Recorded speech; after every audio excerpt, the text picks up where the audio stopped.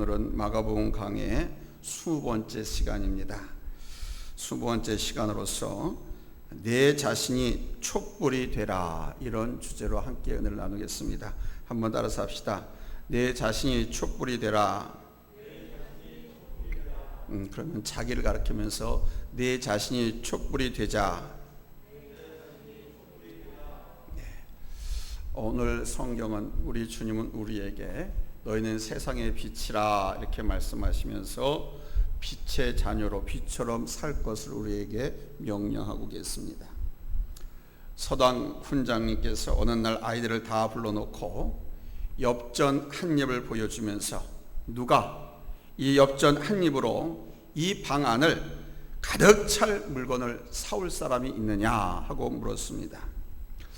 아이들은 모두 고개를 가우뚱거리면서 생각해 봤지만 그 엽전 한 입 가지고 그 공부하는 서당 방안을 가득 채울 도무지 불가능한 일이었습니다.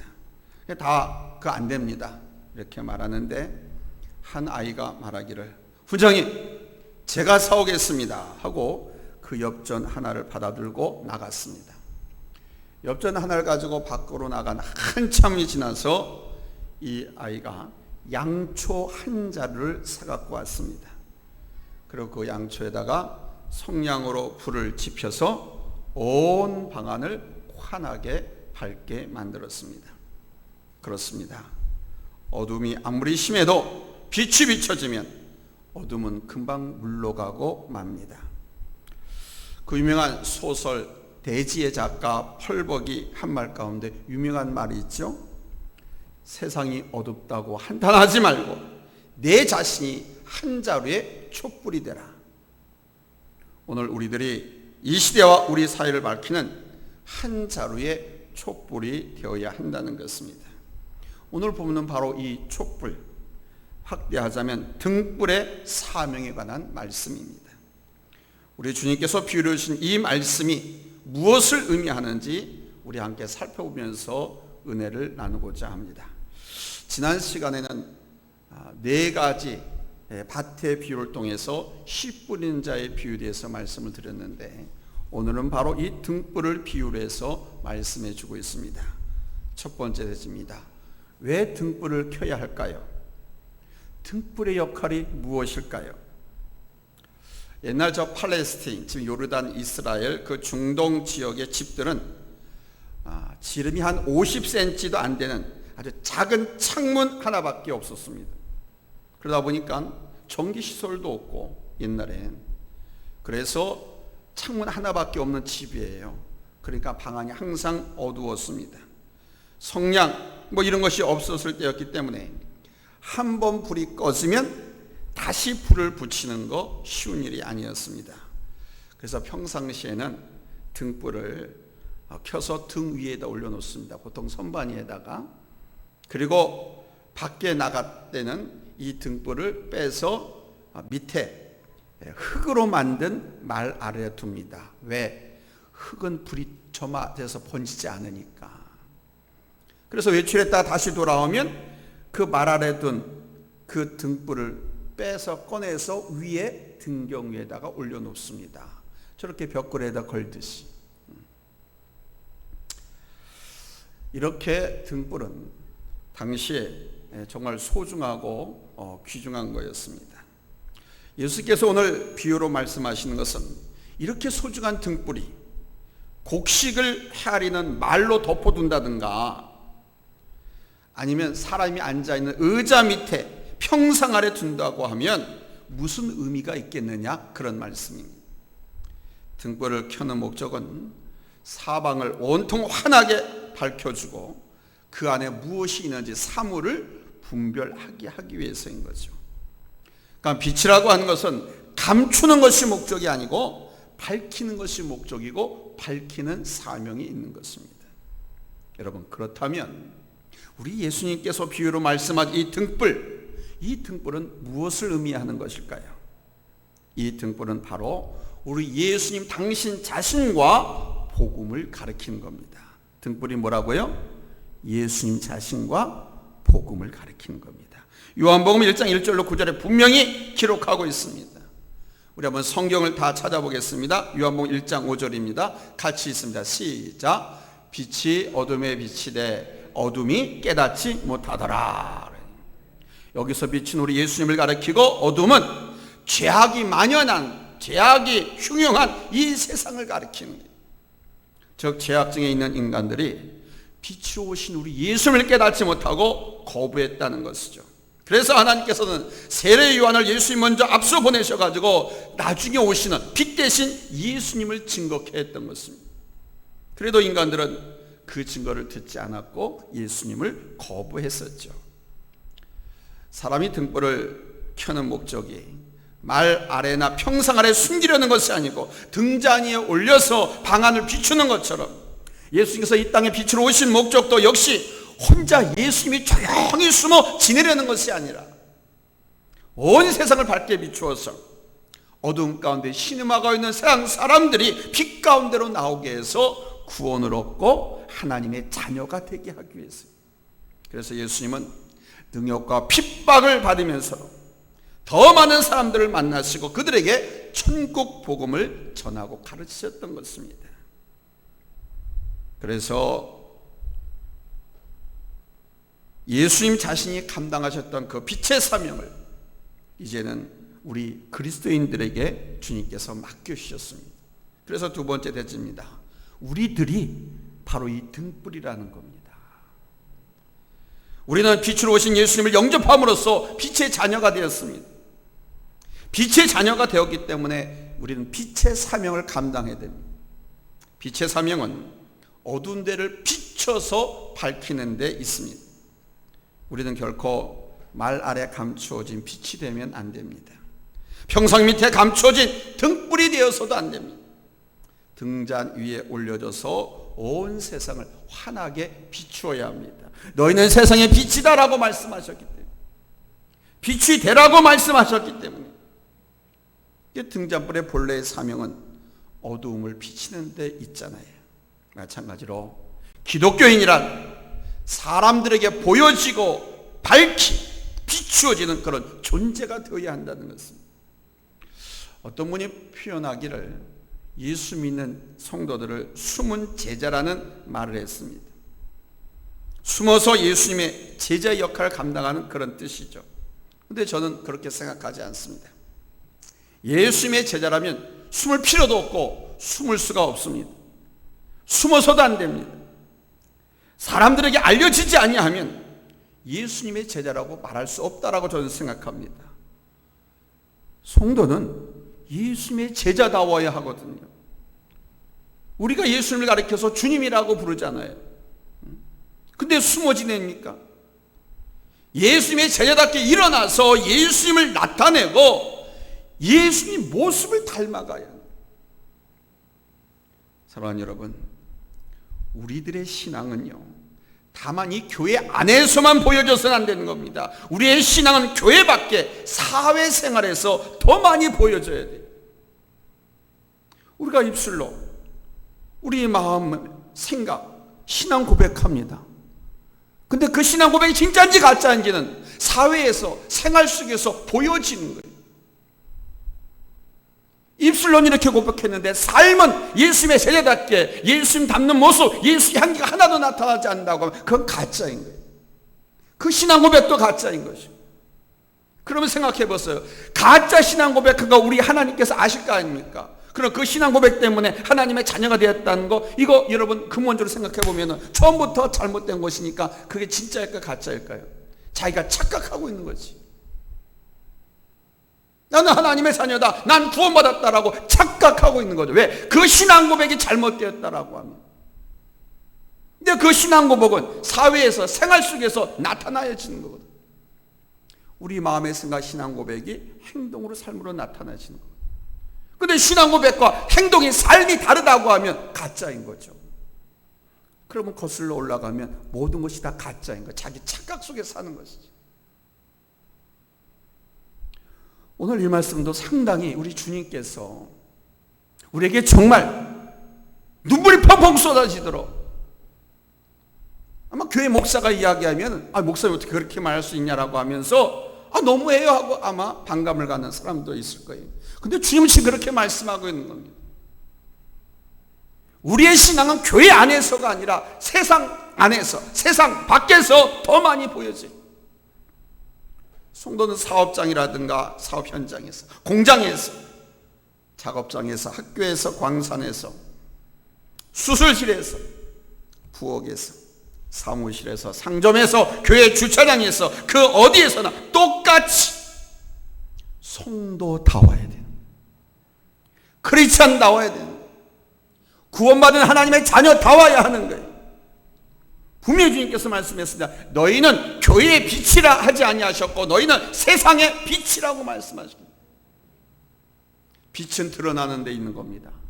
세상에서 그 신앙 고백이 드러나야 한다는 거예요.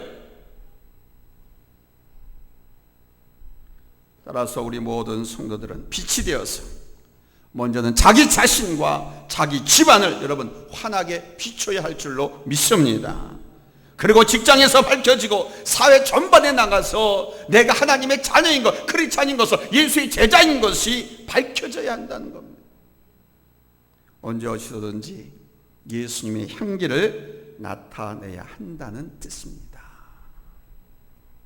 우리 안산에 큰 교회 이름만 되면 아는 교회입니다. 그 교회 장로님이 집을 여러 채 소유하고 계십니다. 자기가 사는 집은 하나고 나머지 집은 다 이렇게 세를 놨습니다. 그런데 제가 그 집에 새로 이사 온 사람을 전도하러 갔었습니다. 근데 이 사람이 참 인격적이에요. 그리고 대화를 나눠보니까 많이 배웠어요. 많이 배운 사람일수록 저는 대화가 더 편하거든요. 그리고 서로 소통이 잘 돼요. 그래서 복음을 들을 만한 사람인데도 마음의 문을 열지 않는 거예요, 이 사람이. 몇 번씩 찾아가서 전도를 시도했는데 실패했습니다. 나중에 그 실패한 이유를 알았습니다. 왜 전도를 받아들이지 않고 교회에 안 나왔느냐? 그 이유는 그 자기가 세대로 사는 게 집주인이 누구라고요? 그 교회 장로님이시라는 거예요. 근데 당연히 수리해 줄 것도 수리해 주지 않고요. 심지어는 쓰레기서부터 뭐까지 다 세입자한테 부담시키고 한에서 10가지 장로님이라고 하는데 여러 가지 면에서 막 갑질을 해댄다는 거예요. 뻔히 장로님인 거 아는데, 어느 교회 장로님이라는 걸 아는데. 그래서 그 사람이 나한테 하는 말이, 예수 믿는 사람은 믿는다고 하는 사람이 저 모양인데 내가 예수를 왜 믿느냐? 아니 교회 장로라는 사람이 저 모양인데 교회 다니면 나도 저렇게 되지 않겠느냐고. 그래서 저렇게 가르치냐고. 나 교회 안 간다고. 그러면서 제 전도를 거절한 이유 설명을 하더라고요. 어찌 이쁘겠습니까? 왜 예수 믿는 사람들 보면서 나도 예수를 믿어야지 하는 마음보다는 예수 믿을 마음이 싹 없어져 버립니다. 교회 다니는 아무개 집사님을 보고 나도 교회 다녀야지 하는 그런 마음이 드는 것이 아니라 저 사람 때문에 나는 교회 안 다닌다. 이런 반응이 얼마나 많습니까? 이런 반응은 그만큼 우리 성도들이 사회에서 본이 되고 있지 못하다고 하는 것을 보여주는 것. 예수 믿는 사람들이 말만 많이 하고 착한 행실을 보여주지 못하면 세상을 변화시킬 수가 없습니다. 오히려 증오와 경멸의 대상이 되고 전대의 길도 막히고 마는 것입니다. 또한 예수 믿는 사람들이 말만 많이 하고 손해볼 줄 모르고 희생할 줄 모르고 착한 행실을 보여주지 않으면 불신앙의 가족들도 하나님을 믿게 할 수가 없어요. 가족 전도를 이루지 못하는 중요한 원인이 예수님을 믿으면서도 착한 행실을 보여주지 못하는 우리 자신들 때문인 경우가 더 많습니다. 여러분 꾸준하고 진득하게 예수 믿으세요. 원망과 불평, 게으름과 부정직한 생활 다 던져버리고 예배 빠지기, 교회에 옮기기 등 같은 하나님의 자녀답지 않은 일탈 행동을 절대로 하지 마세요. 그래야 가족을 구원할 수 있습니다. 친가를 구원할 수 있습니다. 내가 진득하고 꾸준하고 바르게 신앙생활하지 않는데 나를 보고 누가 하나님을 믿겠습니까? 한번 다 같이 따라서 합시다. 신앙생활은 말로 하는 것이 아니고 행실로 하는 것이다.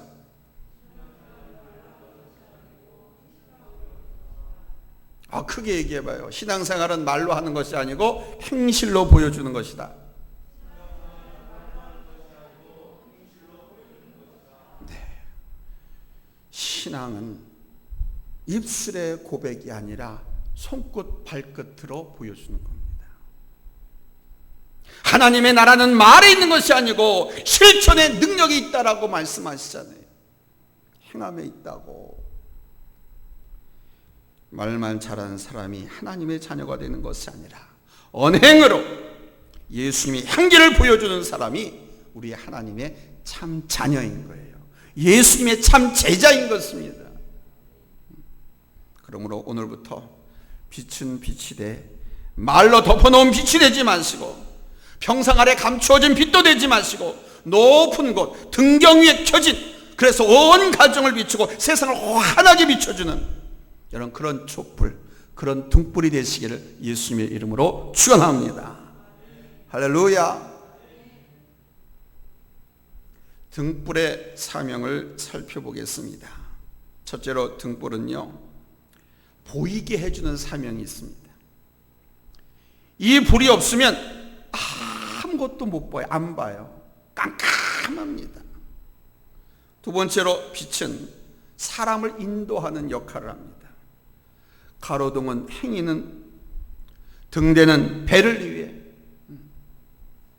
길을 분명하게 밝혀줍니다. 그래서 믿는 사람은 다른 사람에게 사람이 행하는 올바른 도를 분명하게 밝혀줘야 되는 거예요. 사람으로서, 인간으로서. 아멘. 믿는 자는 믿지 않는 자에게 모범을 보여줘야 되는 거예요. 이 세상에는 무엇보다도 선을 위해서 굳게 설 수 있는 사람이 필요하지 않습니까? 세상을 옳은 길로 이끌어주는 빛이 필요한 겁니다. 바로 그래서 우리 예수님께서 너희가 세상의 빛이다, 그 빛의 사명을 감당해라, 이렇게 말씀하고 있는 거예요. 세 번째로 빛은 경고하는 사명이 있습니다. 위험이 있을 때 무슨 색 경고등이 켜진다고 그래요? 빨간색. 위험이 신호입니다. 빨간불은. 그러니까 이웃이 불의를 행할 때 내 이웃에 대해서 필요한 경고를 하는 것은 우리 기독교의 의무입니다. 그래서 목회자도 아니면 선지자적인 입장에서 나라가, 민족의 지도자들이 잘못되고 잘못 길로 가고 있을 때 경고해야 되는 거예요. 그게 교회의 사명이고 의무 중에 하나인 거예요. 멸망의 미래를 경고하는 것도 사명일 수 있습니다. 그렇게 살면 안 된다, 그렇게 하면 망한다. 왜냐하면 경고하는 것은 당연히 필요한 일이기 때문입니다. 그러므로 세 번째 대지입니다. 우리 예수님께서 원하시는, 우리 하나님이 원하시는 하나님의 자녀들의 아름다운 삶이 있습니다. 이 아름다운 삶을 우리 성도들은 살아야 돼요.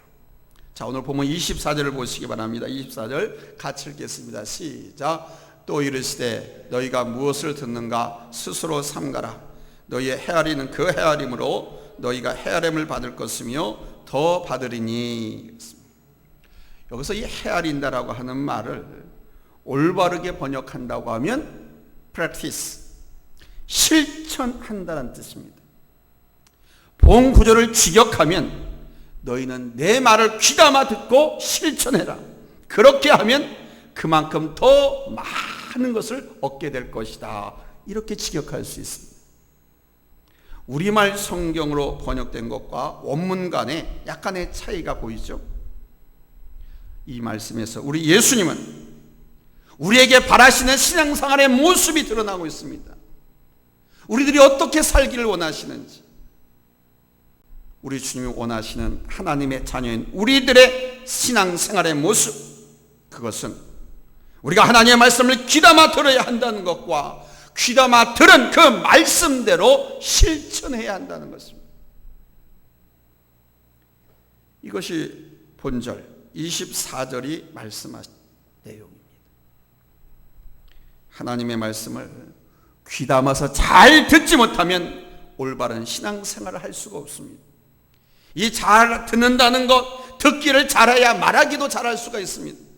듣기를 잘해야 성숙하고 성장할 수가 있습니다. 그래서 어느 나라든지 그 나라 국어를 유치원서부터 대학교까지 가르칩니다.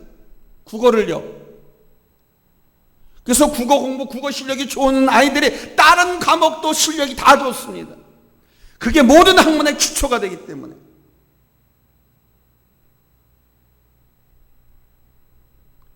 이 성도님들이 이 주의종이 강단에서 전하는 이 말씀 듣는 자세를 보면요, 이 전하는 자의 입장에서 볼 때 다 진단할 수 있습니다. 누가 과연 하나님의 말씀을 사모하는 마음으로 그 사모하는 마음을 갖고 듣고 있는지, 아니면 마지못해서 그냥 자리에 앉아 있으면서 지금 생각이 딴 데 가 있는지, 그 여기 설교자는 다 압니다. 어떤 데는 한 사람도 말씀을 받지 않고 딴 생각하고, 그래서 말씀 던지면 탁탁 막 튕겨져 나갑니다. 그건 저는 알아요. 그걸 캐치하는 능력을 바로 학교에서 공부했거든요. 교육학에 그게 나오거든. 그래서 저의 설교는 여러분들 아시겠지만은 자꾸 따라서 하고 집중하게 하고 이 유지를 하면서 하려고 그래요. 왜 딴청 팔지 못하게 하려고. 그런데도 의도적으로 딴청 피우고 말씀을 사마음으로 귀담아 듣지 않으려고 하는 사람들이 있어요. 그런 사람은 내가 더 크고 싶지 않아서, 내가 더 성장하고 싶지 않아서 스스로 자기를 포기하고 버리는 것과 같아요.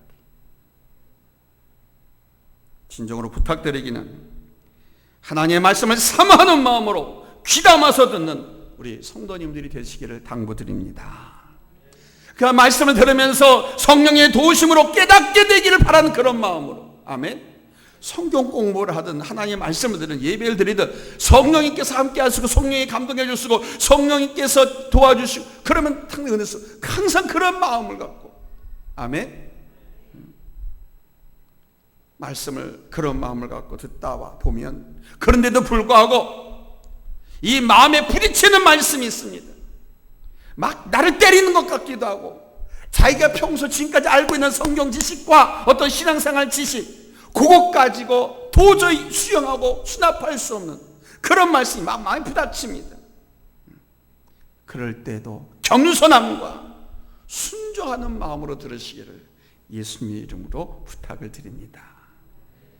그래야 여러분이 그릇이 커지는 거예요. 여러분, 단단한 사람들이 밟고 지나가는 거기다 그냥 씨를 뿌려보세요. 씨앗이 어떻게 되겠어요? 갈아엎어야죠. 갈아엎은 다음에 씨앗을 뿌려야죠. 곱고 사금발이라든가 돌멩이든가 다 이런 거를 걸러내고 고혹한 다음에 씨를 뿌려야 될 거 아닙니까? 내 마음이 그런 돌짝받고 가시받고 아스팔트 길 같은 그런 마음이라고 하면, 그런 마음이 들 때 하나님 말씀을 귀담아서 듣고, 또 하나님의 성령이 도와주세요, 나로 깨닫게 해주세요, 내 마음의 옥토가 되어, 이런 마음을 가지고 그 말씀을 받아먹고자 하는 마음 가지고 내가 말씀을 받으면, 그 말씀이 나의 삶을, 나의 신앙을 여러분 30배, 60배, 100배로 성장시키고 축복해 주시는 거예요. 결실을 맺는 거예요. 그래서 하나님의 은사, 하나님의 축복에 대해서는 여러분 정말 간절하게 사모하는 이런 그런 신앙을 가지시길 바라요. 어느 한순간도 저는 말씀을 그냥 허투루 준비해서 여러분들에게 먹어본 적이 없어요. 내게 주신 그 시간에 성경의 여러 재료들을 다 갖다가, 또는 다른 재료를 다 갖다가 요리를 해서 여러분들 앞에 가장 먹기 편하게 해서 제가 드리는 거예요. 그건 설교자의 책임이거든요. 그걸 잘해야 그 교수를 잘하고 강연을 잘하고 설교를 잘하는 목사입니다. 똑같은 것을 갖다가 그냥 갖다 내놓으면요 못 먹을 수 있잖아요. 그걸 요리를 해서 여러분들 앞에 내놓는 거예요. 그러니까 여러분들이 간절히 사모하는 마음으로, 또 여러분들의 심령의 마음이 그렇게 사모하면 없어질 것 같으면 성령의 앞에 의탁해서 기도해서, 여러분 우리 주보에도 나와 있잖아요. 성경 공부 50일 성경 보면 성령님께서 깨닫게 해주시도록 기도하시고 하라고 그러잖아요.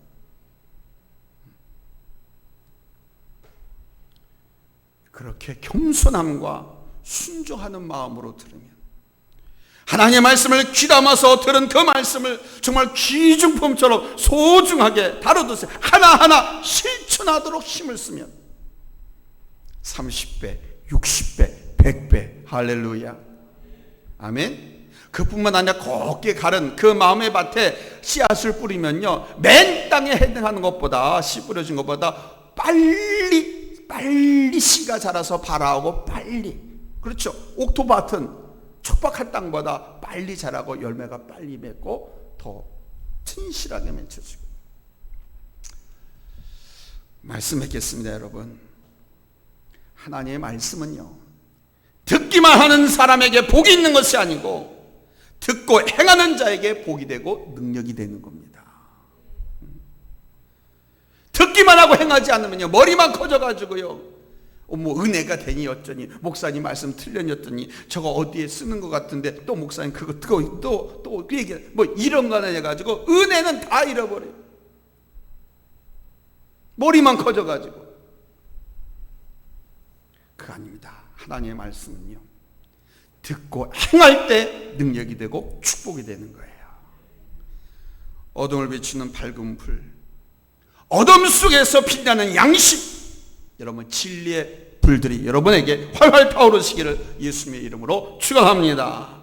아멘. 감춰지지 않고 높은 곳에서 아름답게 비추는 여러분 예수님의 빛이 잘 나타나는 그리스도인의 삶을 살아가시기를 예수님의 이름으로 축복합니다. 아멘. 숨어 지내는 거 아니에요. 근데 왜 숨어 지내겠어요? 부끄러우니까, 예수님의 제답지 못하고 하나님의 자녀답지 못하게 사니까 숨어 지내는 거 아닙니까? 내가 목사가, 내가 장로가, 내가 어느 교회 집사다라고 말 못하는 거 아닙니까? 예수님의 제자답지 못하게 사니까.